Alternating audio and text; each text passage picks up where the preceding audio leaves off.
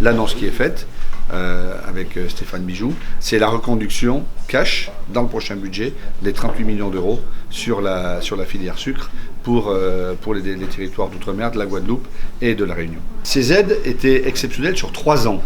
Et pendant ces 3 ans, les choses devaient évoluer. Et puis on voit bien que la situation, la fin des quotas, la dérégulation sucrière mondiale, l'effondrement des coûts, la surproduction, on voit bien qu'il y a une difficulté. Et la solidarité que nous souhaitons, que je veux affirmer aujourd'hui au nom du gouvernement français par rapport à l'ensemble de ces territoires, qu'ils soient les territoires hexagonaux, mais également les territoires ultramarins, est essentiel. Et le fait d'annoncer aujourd'hui que nous maintenons à nouveau ces 38 millions d'euros est une annonce forte pour ces territoires.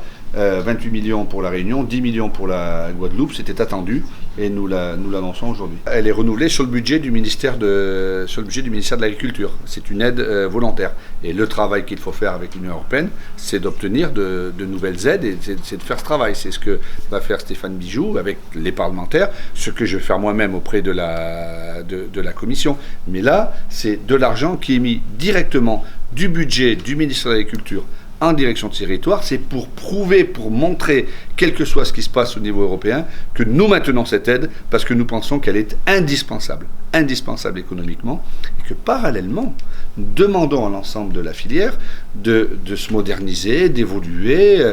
Voilà, et on ne peut pas attendre chaque année une aide pour nous permettre de vivre, et parallèlement, la transition agroécologique que nous prônons à partir des EGA doit se faire aussi dans les territoires ultramarins.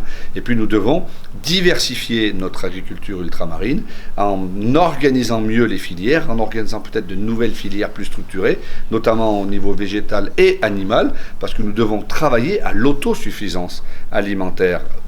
Peut-être pas totale, mais aller vers l'autosuffisance alimentaire dans nos territoires ultramarins. Aujourd'hui, nous en sommes tellement loin que la marge de progression est forte. Et pourquoi nous voulons aller dans cette direction? Parce que c'est indispensable, parce que l'agriculture ultramarine a de vrais atouts, parce qu'elle a une main-d'œuvre. Les jeunes sont au chômage, les jeunes peuvent embrasser les métiers d'agriculteurs, de paysans, d'éleveurs. Il y a tout un tas de choses qui peuvent être formidables et qui vont permettre de nourrir nos concitoyens sur place. On n'est pas obligé de tout importer ou d'importer beaucoup.